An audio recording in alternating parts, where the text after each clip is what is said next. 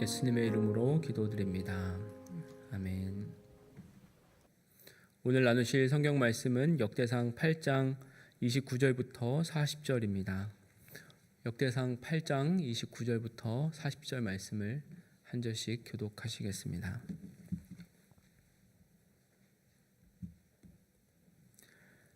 기브온의 조상 여이엘은 기브온에 거주하였으니 그 아내의 이름은 마아가며 장자는 압돈이요 다음은 술과 기스와 바알과 나닥과 그돌과 아히오와 세겔이며 미글롯은 시므아를 낳았으며 그들은 친족들과 더불어 마주하고 예루살렘에 거주하였더라.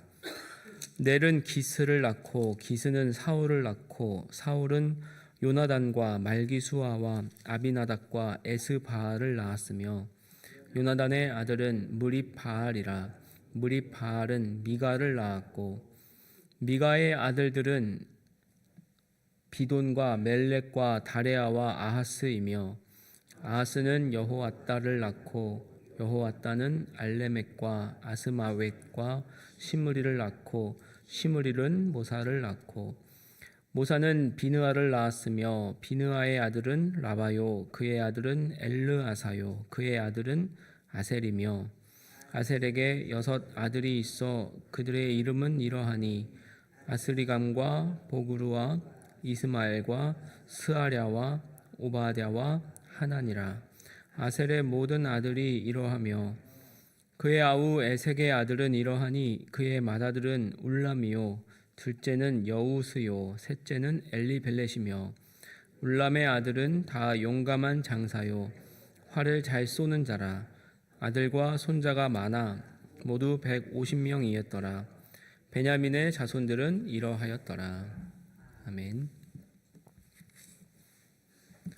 요새 소위 나음 당하다라는 글을 종종 인터넷에서 보게 됩니다. 청년들이 사용하는 자조적인 표현으로 원하지도 않았는데 부모님이 나를 태어나게 해서 이 고생을 하게 한다라는 정도의 의미로 볼 수 있을 것입니다. 간단하게 말해서 가난하면 자식을 낳아서는 안 된다라는 소리입니다. 씁쓸한 세태임을 부인할 수 없을 것입니다. 하지만 1960년대 인구정책 표어였던 덮어놓고 낳다보면 거지꼴을 못 면한다 라는 말이 있었다는 사실을 생각한다면 이런 기조가 또 아주 새로운 것은 아니라는 생각을 하게 됩니다. 그리고 더 나아가 철학자 하이데거는 피투성, 즉 내던져져 있음이라는 용어를 사용해서 우리가 스스로 결정하지 않았음에도 이미 세계 속으로 던져져 있다라고 설명합니다. 즉 우리는 반성하여 알기 이전에 이미 언제나 하나의 세계 속에 들어선 채로 머물고 이러한 사실은 불안이라는 것과 같은 일정한 기분 속에서 뒤늦게 알려진다라는 주장입니다. 그렇다면 냉소적인 어조와 태도를 문제 삼지 않는다면 우리가 일종의 나음 당했다라는 인식은 타당하게 여겨지기도 합니다. 하지만 역대상 1장 1절부터 이어지는 족보는 이러한 생각을 산산이 깨뜨립니다. 족보라는 것은 참 재밌습니다. 족보를 접하는 사람은 언제나 그 끝에 자신을 두고 그 위를 향하기 때문입니다. 내 이후에 이어지는 후손은 살아생전 기껏해야 3-4대밖에 확인할 수 없지만 그 위로 켜켜이 내 아버지와 어머니의 인생들이 무겁게 쌓여 있음을 느끼게 되기 때문입니다. 이런 족보를 보면서 그야말로 내가 무작위하게 나음 당했구나라는 생각을 강화할 수도 있겠지만 다르게 본다면 나라는 존재가 그 긴 세월 동안 이루어진 연속적인 생명의 연속성에 근거한다라는 경탄을 일으키기도 합니다. 참고로 저는 경주이시 상소공파 41대손이라고 합니다. 제가 세어본 것은 아니기 때문에 정확한지 아닌지는 누구도 알 수 없을 것입니다. 유명한 조상으로는 오성 이항복이 있는데 저는 그분과 전혀 연관성을 느끼고 있지 못하지만 가끔 문중에 가면 나름대로 뼈대 있는 집안이라는 이야기를 들었던 기억이 납니다. 그렇다면 지금 살펴보고 있는 아담으로 시작되는 이 놀라운 역대기의 족보는 이스라엘 백성이 그야말로 우리는 하나님의 자손이다라는 사실을 드러내는 놀라운 자기 선언이자 자기 긍정이라고 할 수 있겠습니다. 귀환한 이스라엘 백성들은 비록 자신들이 나라를 빼앗기기도 했고 또 포로 생활도 했지만 자신들의 출발점은 언제나 하나님께 있었음을 선포하는 것입니다. 이처럼 하나님께로부터 자신의 생명이 이어지고 있다고 분명히 믿는다면 그 삶은 처음부터 매우 달라질 것입니다. 특별히 오늘 본문은 그 족보의 마지막 부분에 해당하는 내용으로 베냐민 지파, 그것도 특별히 사울과 요나단의 자손을 기술합니다.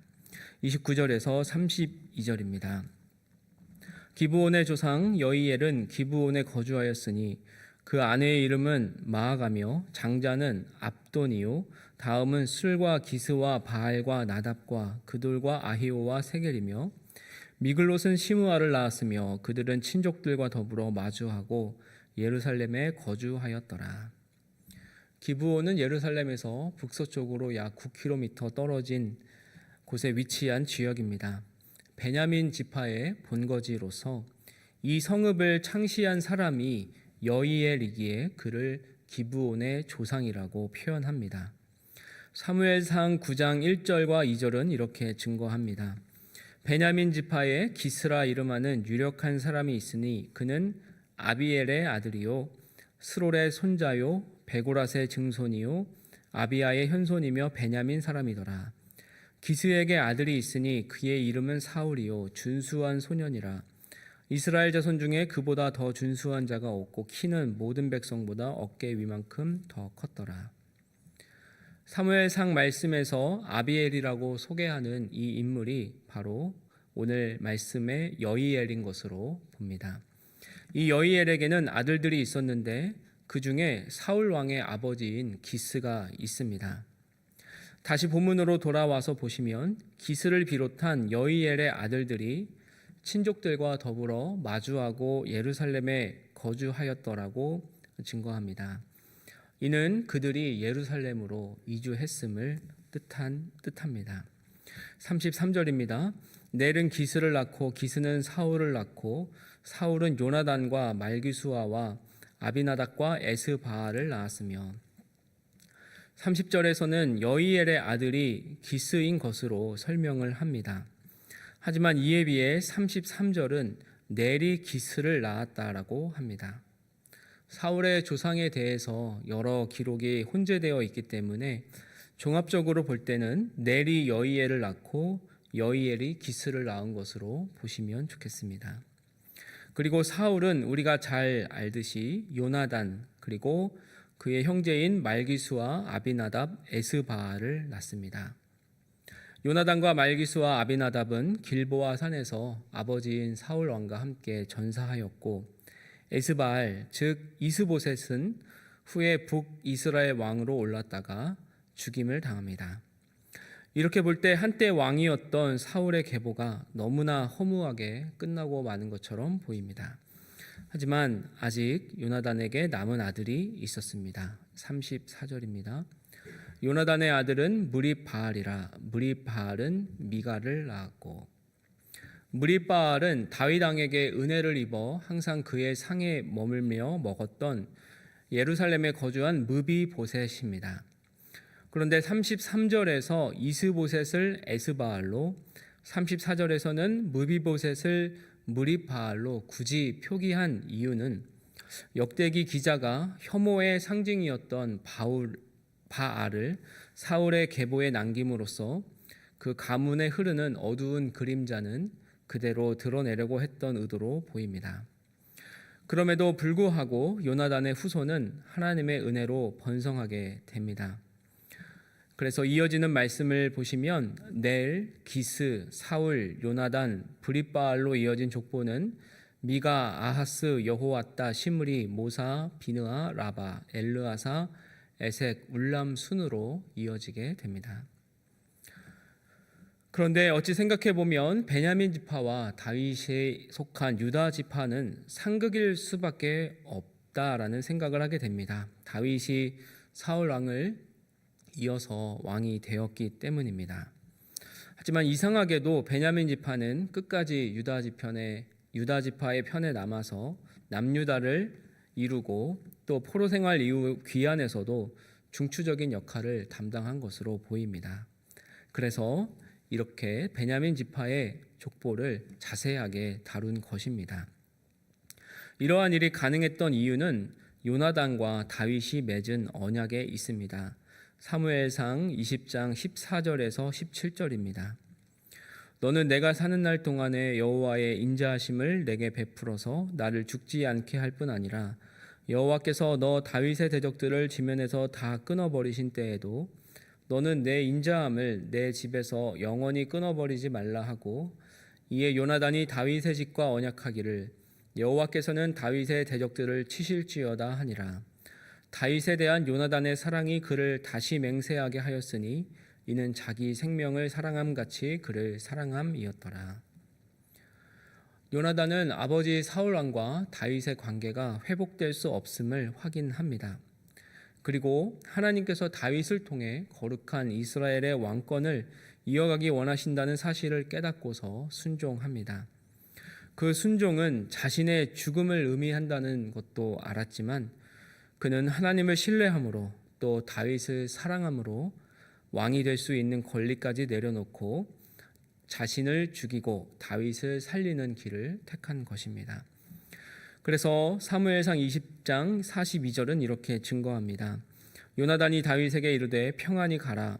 우리 두 사람이 여호와의 이름으로 맹세하여 이르기를 여호와께서 영원히 나와 너 사이에 계시고 내 자손과 내 자손 사이에 계시리라 하였느니라 하니 다윗은 일어나 떠나고 요나단은 성읍으로 들어가니라. 다윗 역시 이후 이 언약을 잊지 않고 무비보셋을 찾아 가까이 두어 요나단의 가문을 보존했던 것입니다. 이렇게 볼 때 베냐민 지파가 유다 지파를 따르는 사건, 또 유다 지파가 베냐민 지파를 포옹하는 사건은 모든 원수 관계를 덮고도 남는 놀라운 사랑으로만 가능했던 일임을 깨닫습니다. 사람의 힘으로는 도저히 용납할 수 없고 용서할 수 없는 일이지만 하나님의 사랑의 힘으로 다윗과 요나단은 서로를 받아들이고 그 후대에 이르기까지 하나님의 언약을 신실하게 지켰던 것입니다.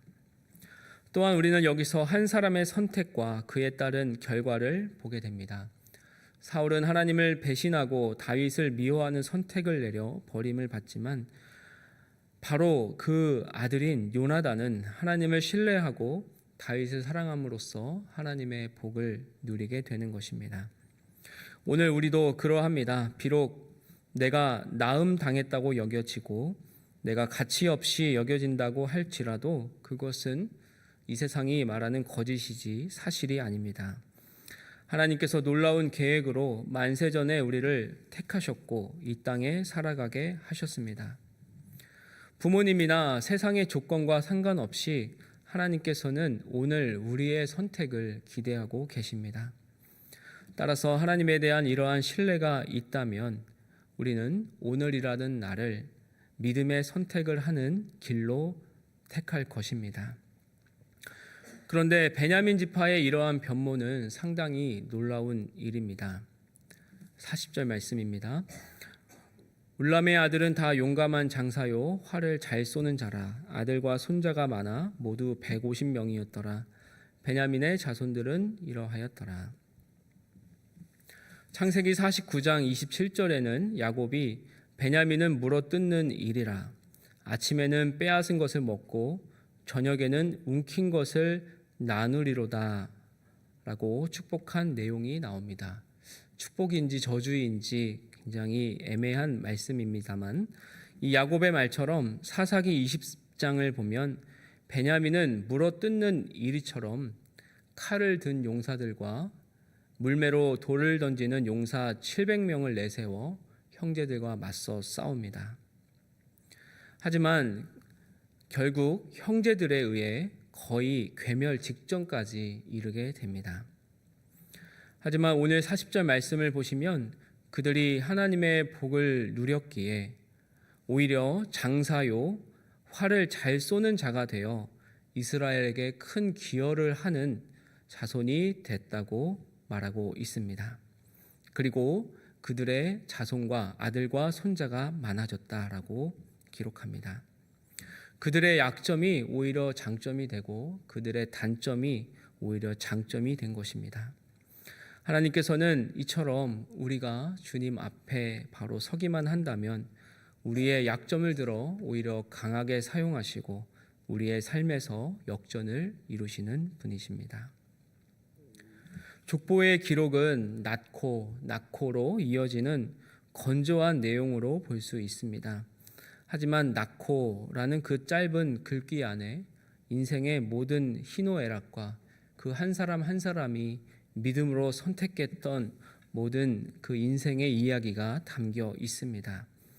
오늘 역시 우리는 낳고로 이어지는 그 연결고리 선상에 있습니다. 우리 역시 미래의 일을 알지 못합니다. 그래서 내 인생의 족보가 곧 마감할지도 모르는 일입니다. 하지만 모든 역사를 처음부터 끝까지 보시는 하나님, 모든 물길을 발원하는 샘물부터 그것이 마무리되는 바다까지 다 보시는 하나님께서는 우리 한 사람 한 사람의 인생을 만들어 주시고 그 인생을 통해 자신의 아름다운 뜻을 이루어 가십니다. 따라서 우리가 오늘 해야 할 일은 하나님의 약속을 신뢰하고 사방이 막힌 것 같은 상황에 처할지라도 창문을 열어 하나님을 바라보는 일입니다. 그렇게 부활하신 주님을 마음 깊이 모시고 영원한 언약을 주신 하나님을 신뢰함으로 그에 상응하는 믿음의 선택을 내리고 또 그에 맞게 걷는 일입니다. 우리 모든 사람의 족보, 나의 족보 처음에는 하나님이 계십니다. 그 하나님께서 오늘도 우리를 붙들어 주심을 신뢰하고 신실하게 우리의 삶을 말씀에 직조하는 은혜가 있기를 소원합니다. 기도하겠습니다.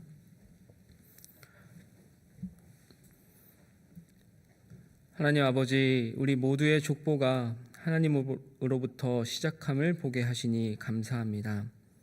비록 나음 당한 것 같이 느껴지는 상황일지라도 요나단처럼 무비보셋처럼 또 다윗처럼 하나님의 약속을 신뢰함으로 날마다 말씀과 언약에 충실히 살아갈 수 있는 힘과 용기를 허락하여 주시옵소서. 모든 것이 막힌 것 같은 상황에서도 창문을 열고 하나님을 바라볼 수 있는 긍휼과 은혜를 허락하여 주시옵소서. 예수님의 이름으로 기도드립니다. 아멘.